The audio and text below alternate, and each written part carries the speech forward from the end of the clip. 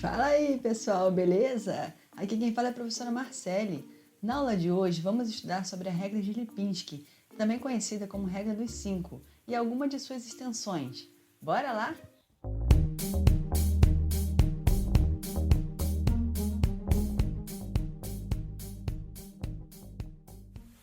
Antes de falarmos sobre as regras de Lipinski, vamos abordar alguns desafios bastante comuns no desenvolvimento de fármacos. Quando pensamos no processo de descoberta e desenvolvimento de um fármaco, muitas vezes podemos criar a seguinte expectativa: a geração de muitos produtos que vão curar muitas doenças e ou trazer qualidade de vida para os pacientes.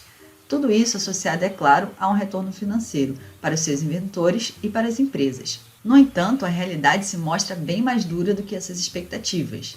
Por exemplo, em 2016, a taxa de aprovação de medicamentos baseados em pequenas moléculas foi a mais baixa das últimas 5 décadas, e apenas 12 medicamentos desse tipo foram aprovados pelo FDA nesse mesmo ano. Então, as empresas farmacêuticas gastam milhões de dólares para descobrir um novo candidato a fármaco que muitas vezes fracassam nos estágios posteriores do desenvolvimento do medicamento, os ensaios clínicos, o que normalmente resulta em perdas econômicas significativas. Pensou-se no início da década de 1990 que haveria uma revolução na descoberta de fármacos, pois nessa época duas tecnologias muito promissoras e complementares surgiram: a química combinatória e a triagem de alto rendimento, HTS. Uma expectativa foi criada, pois a química combinatória era capaz de fornecer acesso a um número enorme de pequenas moléculas, enquanto o HTS permitiria que essas moléculas fossem rapidamente testadas em inúmeros alvos biológicos, que também estavam emergindo dos estudos de genômica, sobretudo no início dos anos 2000. Entretanto, a qualidade da produção dessas tecnologias foi muito mais limitada do que o esperado, uma vez que, em meados da década de 1990, muitos compostos emergentes dos esforços das empresas farmacêuticas em HTS e química combinatória estavam se revelando inadequados, devido a problemas como baixa solubilidade e permeabilidade, o que certamente impacta em seus perfis de absorção, distribuição, metabolismo, excreção e toxicidade, as chamadas ADMET, distanciando assim essas moléculas do caminho de se tornarem fármacos. Nesse sentido, as propriedades farmacocinéticas indesejáveis e a presença de efeitos tóxicos inaceitáveis são as principais causas do fracasso de candidatos a fármacos no estágio de ensaio clínico. Portanto, a seleção de candidatos apropriados com um bom equilíbrio entre potência e propriedades farmacocinéticas, como absorção, distribuição, metabolismo, excreção e toxicidade, é uma necessidade científica urgente.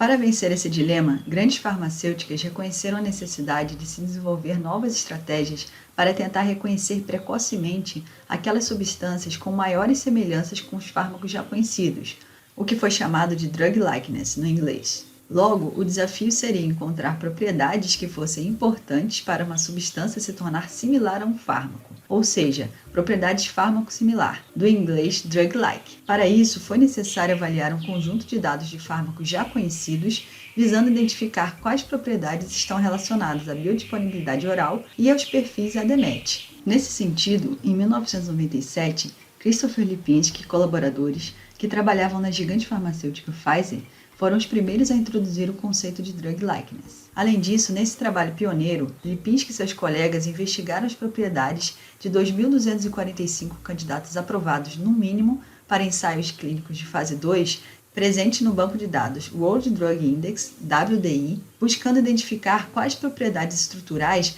poderiam ser utilizadas para selecionar candidatos mais promissores no que diz respeito à sua biodisponibilidade oral, ainda em um estágio inicial do desenvolvimento. Ao analisar esses dados, Lipinski observou que 90% das moléculas analisadas apresentavam um conjunto de faixas de parâmetros físico-químicos em comum. Foi a partir dessa análise que foi proposta a regra dos 5, Rule of Five, ou abreviadamente RO5, também conhecida como regra de Lipinski ou ainda regra da Pfizer. Assim, a regra dos 5 reúne 4 características estruturais comuns que foram encontrados nos candidatos oralmente ativos do banco analisado. Essas 4 características e seus limites permitidos são: massa molecular deve ser menor ou igual a 500 Dalton. O log-P calculado deve ser menor ou igual a 5. O número de doadores de ligação de hidrogênio deve ser menor ou igual a 5, enquanto que o número de grupos aceptores de ligação de hidrogênio, ou seja, a soma de átomos nitrogênio e oxigênio, deve ser menor ou igual a 10. É possível observar que todos os limites máximos permitidos são múltiplos de 5, por isso que a regra é conhecida como regra dos 5. A regra de Lipinski, então, prevê a probabilidade de um composto ter um alto risco de má absorção ou permeabilidade com base nessas simples propriedades físico-químicas. Logo, se duas ou mais condições forem violadas, pode-se considerar que a molécula não apresenta características adequadas para ser um fármaco, ou seja, uma característica drug-like, em termos de solubilidade e permeabilidade, o que refletirá em problemas de biodisponibilidade oral. Como todo método, a regra dos 5 apresenta alguns pontos fortes e fracos. Como pontos fortes, podemos destacar sua boa capacidade em filtrar moléculas com problemas de absorção oral, associada à sua simplicidade e fácil implementação computacional. Esses fatores fizeram da regra dos 5 o único filtro derivado computacionalmente que é unanimemente reconhecido por profissionais que atuam no campo da descoberta de fármacos, sejam eles acadêmicos ou industriais. Como pontos fracos, pode-se citar que a regra dos 5 pode ser aplicada em um espaço químico, ou seja, um conjunto, um universo de moléculas limitado pelas características estruturais das 2.245 moléculas analisadas, e, consequentemente, não pode ser aplicada a qualquer tipo de molécula. Portanto, a regra não leva em consideração produtos naturais e moléculas que são transportadas por meio de transporte ativo através das membranas. Uma outra limitação é que, quando aplicada em um espaço químico geral, composto por fármacos e não fármacos, a regra dos 5 também não é capaz de distinguir as moléculas pertencentes a cada um desses dois grupos. Assim como a regra dos 5 não é capaz de fornecer uma estimativa quantitativa da absorção do composto. Por fim, deve-se também ter em mente que o log-P caracteriza a lipofilicidade de uma molécula em seu estado neutro. Como mais de 95% dos fármacos possuem ao menos um grupo ionizável, uma melhor correlação é obtida quando o parâmetro log-D em pH duodenal 5,5 é utilizado. Depois da regra de Lipinski, muitos outros pesquisadores, principalmente pertencentes a outras indústrias farmacêuticas, passaram a realizar estudos semelhantes, visando encontrar outros parâmetros que pudessem enriquecer ainda mais a capacidade preditiva desses modelos. Um exemplo bem sucedido foi o trabalho desenvolvido em 2002 por Weber e colaboradores, que trabalhavam na GSK. Eles mediram a biodisponibilidade oral em ratos para mais de 1.100 candidatos a fármacos estudados pela GSK, e verificaram que 2 critérios eram importantes para se alcançar biodisponibilidades acima de 20% a 40% em ratos. São esses critérios: a área de superfície polar, que deve ser menor ou igual a 140 angstroms quadrados, ou a soma dos átomos doadores e aceptores de ligação de hidrogênio deve ser menor ou igual a 12. Além disso, o número de ligações rotacionáveis deve ser menor ou igual a 10. É válido ressaltar que esses 2 critérios funcionaram bem independentemente do peso molecular, uma propriedade tida anteriormente como muito importante para o drug likeness. No entanto, a percepção de que essa propriedade é importante provavelmente decorre da aparente dependência da biodisponibilidade oral a propriedades que se correlacionam com o peso molecular, que certamente incluem o número de ligações rotacionáveis e a contagem de doadores de ligação de hidrogênio, ou PSA. Assim, o valor de um limite de peso molecular rígido necessita ser avaliado com cautela. Além da extensão de Weber, outras dezenas foram desenvolvidas visando relacionar as propriedades físico-químicas que poderiam, então, ser relacionadas a uma boa biodisponibilidade oral. Nessa tabela encontramos mais 3 exemplos que são aplicados como filtros em grandes quimiotecas para prever drug likeness. Esses filtros foram desenvolvidos por empresas diferentes, mais ou menos na mesma época, entre 1990 e 2001. Eles usam como espaço químico milhares de compostos presentes em diferentes bases de dados, como podemos observar na segunda coluna. A partir da análise estatística desses dados, esses filtros chegaram a um conjunto de critérios bastante diferentes, como pode ser observado na terceira coluna. Assim como as regras de Lipinski, essas extensões também apresentam limitações e não devem ser interpretadas de forma absoluta. Uma estratégia bastante utilizada consiste em usar uma combinação de diferentes extensões associadas à regra dos 5 para se aumentar a capacidade preditiva. Agora vamos compreender qual é a relação que existe entre algumas das principais propriedades físico-químicas elencadas na regra dos 5 e suas extensões com o processo de absorção e, consequentemente, com a biodisponibilidade oral. Vamos começar pelo log-P, representado pela esfera verde. Como vimos na aula passada, o log-P é uma medida de lipofilicidade, que está diretamente relacionada à habilidade do fármaco em ultrapassar membranas biológicas. No entanto, o valor de log-P maior do que 5 implica uma baixa solubilidade aquosa e possível aprisionamento da molécula no interior das membranas, o que prejudica sua absorção. Com relação à massa molecular, representada em laranja, podemos pensar que moléculas com massa molecular elevada tendem a apresentar um movimento mais lento pelas membranas, dificultando assim o processo de difusão. Além disso, o aumento da massa molecular pode estar associado a outras propriedades, como PSA e doadores e aceptores de ligação de hidrogênio, supervalorizando assim a sua importância. O número de grupos aceptores e doadores de ligação de hidrogênio, representado em azul, estão relacionados à capacidade das moléculas em serem solvatadas pela água.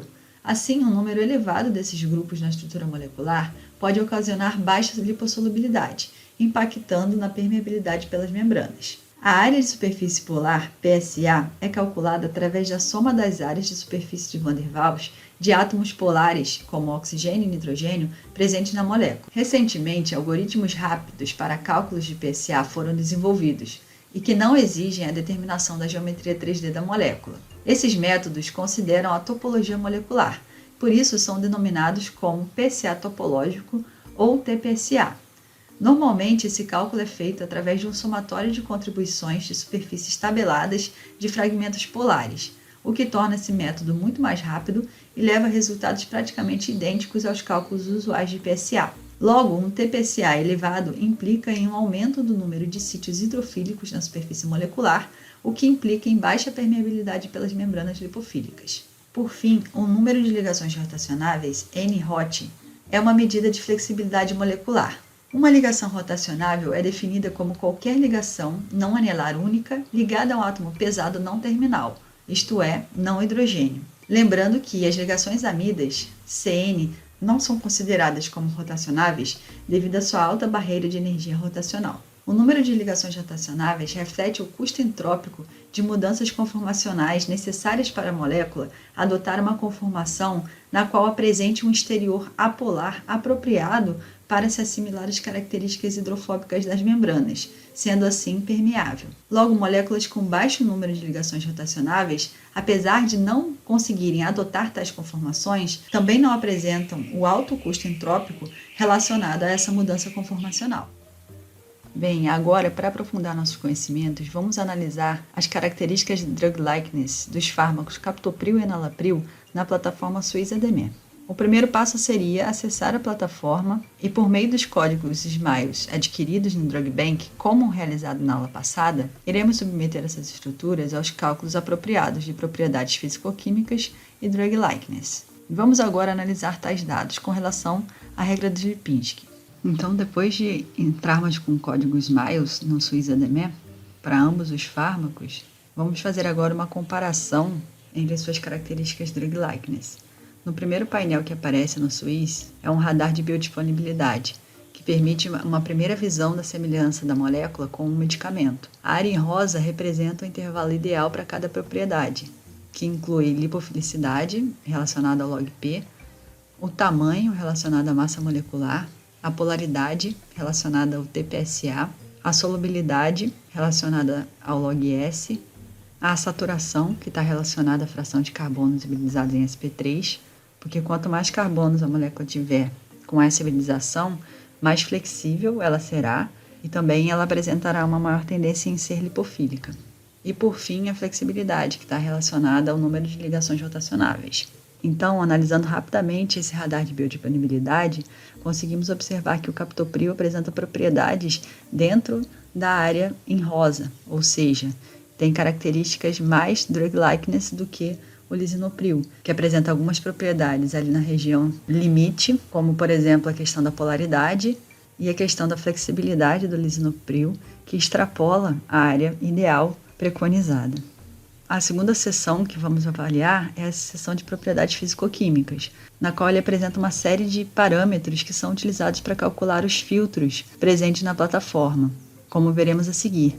Então, são calculados a fórmula molecular, massa molecular, número de átomos pesados, ou seja, aqueles diferentes de hidrogênio, número de átomos pesados aromáticos. Esse parâmetro é interessante porque tem a ver com a falta de flexibilidade e também com a questão da planaridade da estrutura, o que pode impactar na solubilidade.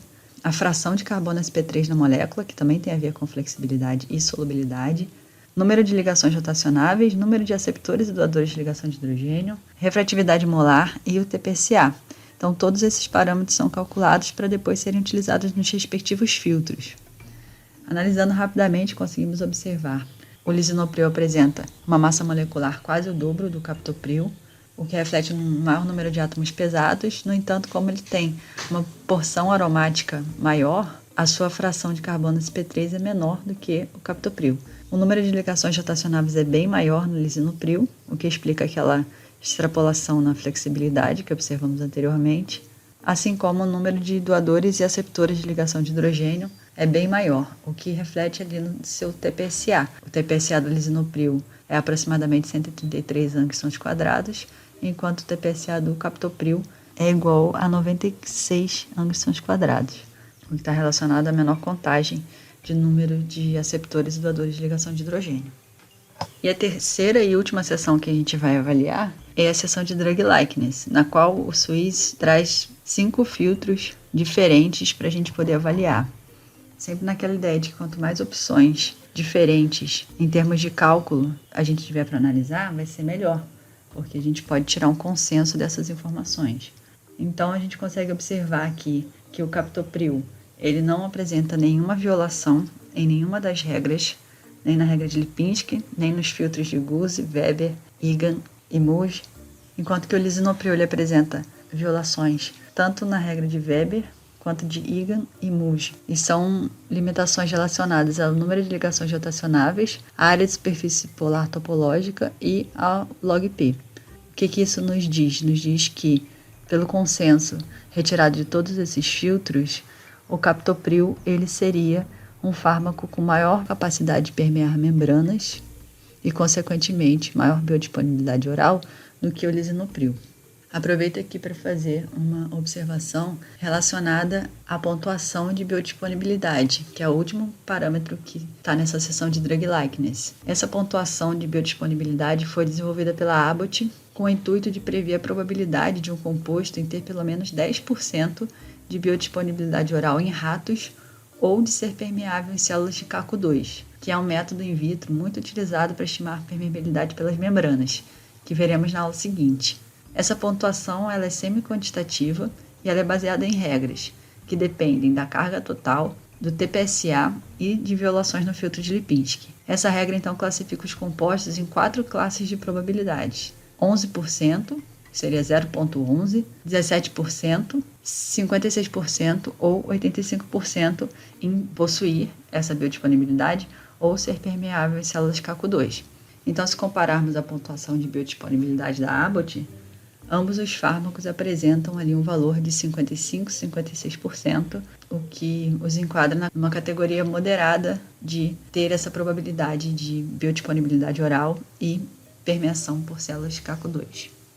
Então, avaliando tanto o radar de biodisponibilidade quanto as propriedades físico-químicas e os parâmetros de Drug Likeness da plataforma Suisse ADME, a gente pode confrontar então com os dados da literatura obtidos no Drug Bank, onde a gente consegue observar que o captopril realmente, em termos de biodisponibilidade oral e absorção, é um fármaco superior ao lisinopril, como a gente já havia anteriormente determinado por meio da análise de log-P e log-S independentemente.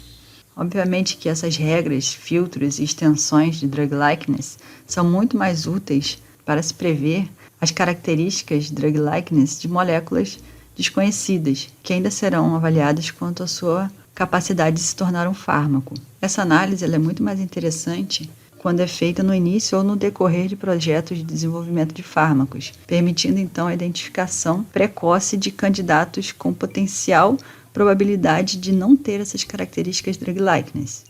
Então, na aula de hoje, tratamos da importância em se estabelecer critérios e propriedades que nos auxiliem a prever o quanto uma molécula é similar a um fármaco em relação à sua biodisponibilidade oral.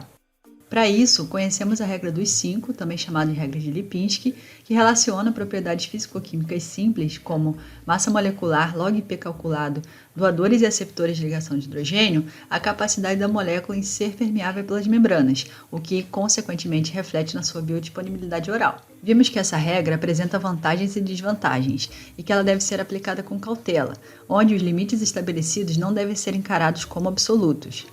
Para incrementar essa análise, foram então desenvolvidas extensões à regra de Lipinski, como a de Weber, de Guse, de Egan, de Mulge, dentre outras, que nos auxiliam a estabelecer um consenso em relação a essa análise. A aplicação dessas regras é importante, pois podem auxiliar a identificar substâncias líderes que apresentem perfis inadequados de absorção e biodisponibilidade oral ainda no início do processo de descoberta e desenvolvimento de fármacos, o que pode trazer uma economia de tempo e de recursos. Bem, pessoal, por enquanto é isso. Espero que vocês tenham gostado e até mais.